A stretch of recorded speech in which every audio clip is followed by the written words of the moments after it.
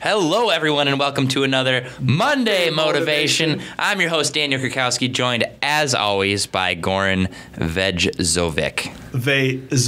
But hey, that's close enough. And yes, I wouldn't miss it, even though I was fighting a 24-hour flu. I'm back at it, ready to get it going. Yeah, a normal flu for any other man would have been a 72-hour flu minimum. Right. Goran just 10x'd it. I just go in there and said, listen, flu, you got 24 hours, do your thing, but after that, it's all me. It's exactly right. And now he's back. The flu's like, all right, we got it.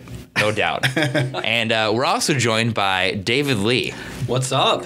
David Lee, one of our real estate guru agents. We actually did a video with David today that I still have to edit. He's crushing the game. He's everywhere. He's crushing the game when it comes to videos. This is his first podcast, right? Yes, it is. Congratulations. Thank you. We gave you how much time to prep for this? You gave me about 4 seconds. 4 seconds. No, we gave you a lifetime to prepare for this. I've been prepping since I was born. And that's the way we like to do it. And Daniel is just coming off recording a, was it 4 chapters? Yeah, 4 chapters of audiobook. Audiobook that we are putting on audible.com. It was a grueling task, but someone has to do it, and that someone is Daniel. And I get to sit here and monitor his sound waves. So that was actually fun. But are you glad it's over? Yes, I am. I'm glad to be back, focused on what I'm truly all about, which is Monday motivation, real estate, and hanging out with David Lee. So true. Those are the 3. That's the trifecta. So what I wanted to talk about today, and what I think is a good topic and so appropriate for our field in particular, is the concept of making hay while the sun is shining. I've never heard this expression. You've never heard that? I have not. I am Can't not. say I have either. Yeah. Well, okay. So He's going the back, oldest one here. So yeah, I'm really a 78-year-old man from Georgia. So essentially, the concept is, going back to a farmer. While there's good weather outside, that's when it's time for you to go out and actually make your hay. Right? There's a limited season. Now it makes sense. When there is a season, when time is available to you to do something, a specific activity, you want to maximize that time to get as much as you can done. And right now, the real estate market in the Twin Cities is blowing up. It's popping off. Fire. Very true.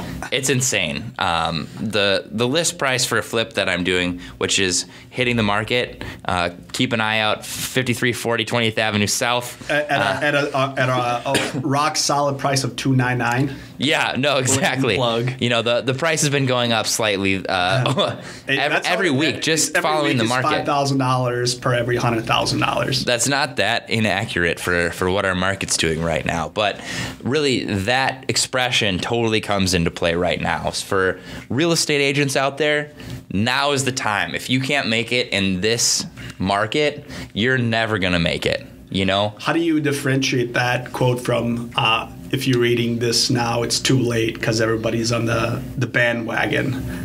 Right. I mean, that seems more like a bumper sticker. It's also a drink. Is it? a CD. Oh. But no, I'm just saying that, when people usually when everyone's in it, that's time to get, out of it. But at the same time, you can't go back, a year from now, or backwards a year to start where right now you should still buy and do what you want to do, knowing that your profits are going to be less than what they were a year ago. Yeah, and I think you're talking more about investing. I'm talking more about being a real estate agent. We have a lot of agents who listen to it. Yep. Right now, if you are getting yourself out there, there's tons of people who are just joining this field, joining the industry right now. As always happens when there's a boom market, you get a lot of people jumping on, trying to get in. For those who are out there, now's the time to put in those 80-hour work weeks. Now's the time to start making all that money. So when the market cools in the future, which it certainly will inevitably at some point, you've already made a little bit of money that you can stash away. And then it might be time to look at doing some additional investing as well. When the market's cooled, gone back the other way, you have some of that money that you made from when the market was exploding to put back into the market.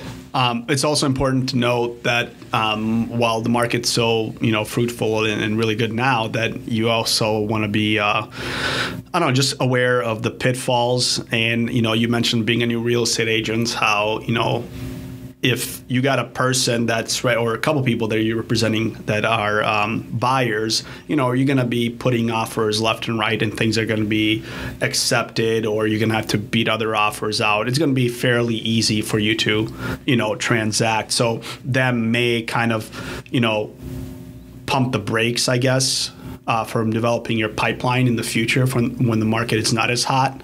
Because right now, you'll just be, putting in offers without thinking too much about it on anything and everything. And it's just way too easy for people to kind of go back into their old habits of, it's so easy because, people want to buy right now and there is inventory there, especially in a certain price range. But I feel like it could also make you soft. What do you think? I agree. I think that you may not be focusing on your base skills in terms of negotiating, because you're not really negotiating against one person. You're negotiating against everybody, and it's a numbers game. Yeah, there's you're less just finesse. really writing offers, and I don't think there's any negotiating benefit or something to learn from when a lot of the listings like, hey, highest and best due within this time frame, and you just write an offer and hope that it's the best one. You don't even get an opportunity to negotiate, which again doesn't give you that necessary skill that you'll need later on when you do need to negotiate for your client. Yeah, potentially. But the main focus of what I'm trying to stick to with this is, hey, when you have that opportunity, you need to stick with that opportunity and maximize the advantage. Now is not the time to put in a 30-hour week and phone it in and expect to be like, hey, I'm doing okay. I sold a couple houses. Like, no, everybody's selling a couple houses right now. You need to be doing more. You need to be crushing it. Right. So how do you, David, what are you doing to prepare to quote unquote crush it? To crush it. Well, the biggest thing I'm trying to focus on is an online presence, because as I'm sure a lot of us have seen, it's super important right now. That's why I've been doing all the videos. I'm making sure I'm in contact with everyone in my sphere on a regular basis, trying to follow up with people, see what they think of content and stuff like that, just so that I'm out there. Yeah, David Lee, looking sharp in all these videos. His PT game is on point. It's looking tight. Thank you. We're killing it, yeah. What about you? What are you doing kind of to just keep at it? Yeah, so for me... I mean, I know what you're doing, but you probably want to tell our listeners. Yeah, so for me, what I did is a lot of the money that I would have allocated to invest in investment properties, which the deals are still out there. Again, if it makes dollars, it makes sense. That's 100% always going to be true.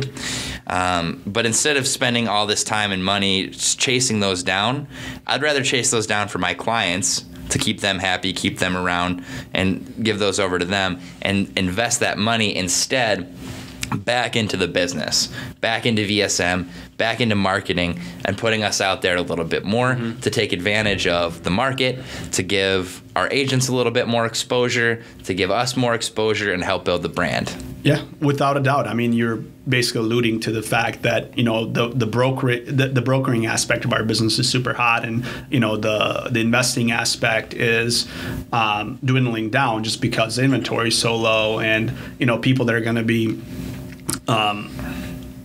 living at their property, they're going to be paying, not the prices that we want to pay for from an investment perspective. So I think what you're trying to say is that you're going to be focusing on growing, basically your buyer and seller representation game and focusing on stacking dollars. So next time, there's an opportunity in the market from an investment perspective, you're going to be able to jump on that. But by no means you're just going to, focus solely on, okay, I'm just going to look for investment real estate. I'm going to put everything else in the back burner, which is not a good way to do it. You're adjusting to the market. Absolutely. Being adaptable is super important, as you guys know as well. Mm-hmm. If the market tanks significantly, okay, now I'm going to be investing in more buy and hold properties because they're going to be cash flowing like crazy again. You got to be flexible. You got to always be adapting when you can. And the smaller you are, the more advantage that you have in being, quick to move money from one place to another, switching tactics, switching strategies in general. And again, if the sun was shining so to say, on the investment portfolio side, I'd be hitting that as hard as I can too. Right, and I think that was the case, a few weeks ago where you were, I heard you first say, it's the market's drying out there. What are you seeing anything or this or that? But you slowly were like, hey, I went down this road and it's not as fruitful as this other opportunity where you're representing buyers and sellers and you just readjusted. Not to say that you're going to forget about it, but real estate is such a multifaceted game that you need to be able to be kind of a jack of all trades when it comes to within real estate. So to recognize and adjust to the market changes. And how fast one does that is really what can make you or break you in this business. There's really no one way. Yeah. In 1 year, there's a time where you make a bunch of money from brokerage commissions, and there's 1 year where you don't make, but you amass a bunch of assets. So sometimes it happens. You can do both. Yeah, I think the first year that I started here, I think I saw like 10 or 12 investment properties go through this company that were just obvious great buys. And now I've seen maybe like 1 or 2 in the last few months. So the tides change, but it hasn't affected our business that much because we know what to do about it. Right, and I think it's just one person, repeatedly doing, the action or having, just the tenacity to keep going is really what's going to drive those results. And sometimes it doesn't matter if you make a bunch of phone calls, you don't get any buyers or sellers. You may find a property that's worth, flipping or, buying and renting. But the point is that you really have to just keep on doing and not stop or give up. Yeah. I mean, if you know what market trends are like and and have seen other people doing something that's successful at a particular point in time, I just want to really, really stress that this is the time to do those activities. It's not always going to be in that condition. So I think a lot of times we as humans are somewhat short-sighted, and the natural tendency is to attribute your successes to skill and talent, and to attribute your failures to bad luck, outside circumstances, etc. But realizing that a lot of these are all extrinsic factors, they're all outside forces that are acting on you, and realizing where they are and how to capitalize on them, either to the good or how to mitigate if it's a potential bad situation as well. So in a nutshell, is now the perfect time to strike and keep at it? Absolutely. If you're a real estate agent and you're not selling houses, you're blowing it. Right now is the time. What would you say to, I guess, people that are getting discouraged, especially if they're representing a bunch of buyers and throwing in offers every day and they're getting beaten? I would say don't be a little bitch. Grant Cardone right there. You just stay on it. I mean, if you got to adapt, right? You're putting offers in, they're not going through, they're not happy. If your clients aren't happy, you didn't do a good job educating them. If you're not happy and don't know why you're losing out on all these deals, you're not very smart. So, you know, number one, if your clients are upset, you got to educate your clients. Number two, if you're getting upset and don't know what's going on, you need to educate yourself. Right. I think that's really kind of what I was driving to make that point. We did the podcast before. The bullet point was the why. And I think it's a great way to ask yourself, hey, why did I just put in 10 offers and none of them got accepted? And if you really critically ask yourself and then make yourself accountable to answer that question, you'll quickly realize that, okay, maybe I need to educate my client that the market is such where we'll need to put, 5 or 10%, add to the asking price in order to be competitive against the other buyers. And I think you're doing yourself a service and even better service to your client, because you're setting the expectation. Because every time you throw an offer, and then especially if it's a first-time home buyer, they have this like, they fall in love with the house and they don't get it, and soon enough they're gonna be like, you know what, we're not even gonna buy it anymore. See you later. So you don't want to get to that point, and set the expectation, especially at the first time you meet. Let people know what the market is like, because I think a lot of people that I consider very smart and they're not in real estate, they are just not informed as much as we think they are, just because we do this every day. Yeah.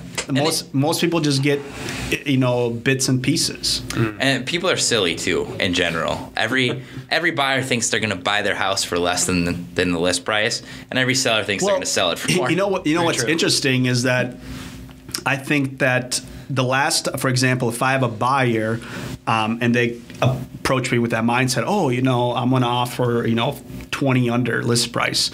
The last time they did anything was when that was true. Right. So you just have to tell them like, hey, you haven't been in the real estate game for, it sounds like, 24, 36 months. Here are the things that you missed out, and here's what has changed. And then I cite my own examples, at which point they're like, okay, that makes sense. And then they can make an informed decision. Okay, is this something that I really wanted to do? Yeah, and if you know what you're talking about, you should be able to convey that information clearly. And if you have a good reputation in the industry, they'll also trust and respect you. If you come across earnestly, they're going to know, hey, this guy's not just telling me this for, insert made up reason on why you'd be wanting to get them to overpay, even though it'd probably cost you business in the future. But, if you put that information forward and they're not interested and they still they're telling you, no, I still want to try and get a discount on everything, I'll be like, great, let me introduce you to my friend.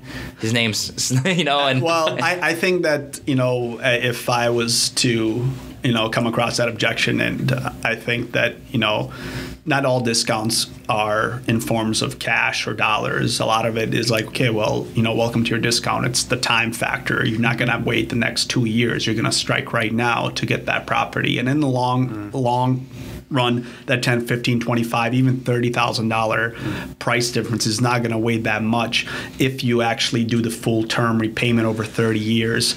And the way market appreciates anyway. So I think a lot of people miscalculate and misjudge what that $5,000, $10,000 or $20,000 actually means in the $45 a month for 10 grand. Right. And again, is that worth, not being happy or not accomplishing what you want as far as having a home ownership or et cetera? Because you will never get the time back. And I think right there, that's your discount. You're discounting yourself the 2 years that you waited supposedly for the market to turn. What really bums me out is when, I had a client earlier this year who they looked at probably 40 houses. And what they wanted was unrealistic for the price range.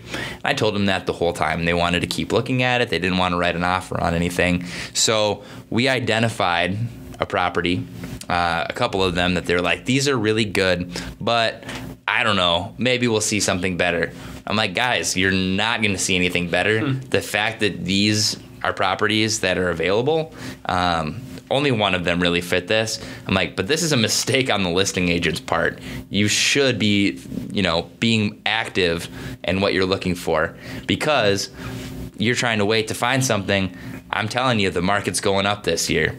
Now, every property that they were looking at is probably 5 to 10% more expensive than it was in January.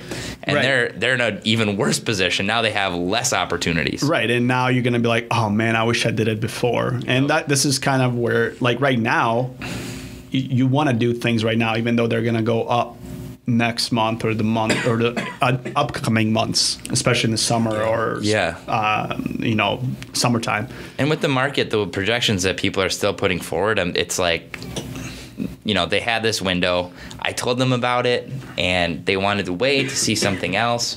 And now they're pretty much stuck for 4 years probably until the market goes down enough that it puts things back in their price range.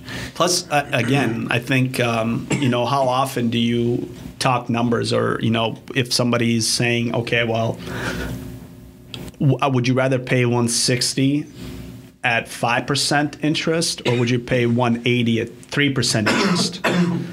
And that's kind of when you put things in perspective, where in hindsight you might think the, paying less is a better option. But I think over the, if you keep the mortgage for the full 30 years, that increase in interest rates, which is what we're seeing right now, is going to cost you a lot more than that $20,000 difference in pricing. Yeah, potentially, for sure. Right. Yeah, I had two buyers when I first started that both wanted to offer like 10, 15 grand under, because they would talk with their parents, and when their parents bought houses, that was how it was you offered less and then you kind of talked back and forth and worked up. And I think what I learned from those experiences was that it's important to understand why they have that expectation and meet that need, right? Because a lot of people think, oh, this is just how it is. This is how you're supposed to do real estate. And by explaining to them, that's how it was then, but you have to understand what kind of market this is now. You help them understand their expectations. Yeah, I think it's never like there's not a one way to do it, because you mentioned the market is ever changing, and you have to kind of adjust to it, which is why it's really important to know. Buyer. Yeah, some people, like the two I had right now, I'm like, hey, it's a hot market. You got to offer really close to asking. They were like, okay, let's do it. So it depends on the person, but that's part of our job as an agent in the first place, is to work with people. Right. Right. So everyone out there, no matter what you're doing, I'm sure you're going to have a lot of other fields too. But when you see that opportunity, you can't be hesitant. You can't think about it. You can't wait for it. I guess it's the same example of making hay is for the clients who saw the house that would have worked for them, that wanted to pass on it. They didn't make hay. Now, unfortunately, they have to wait till next season, however long that truly is for them, before they have an opportunity again. It's not always, in 1 year. It could be in 10 years. Right. So moral of the story is make hay. Make hay. Don't waste your opportunities. They come up rare enough that realistically, inaction is the biggest detriment and killer. So don't be afraid. Push forward, and we'll see you guys next time. Thank you.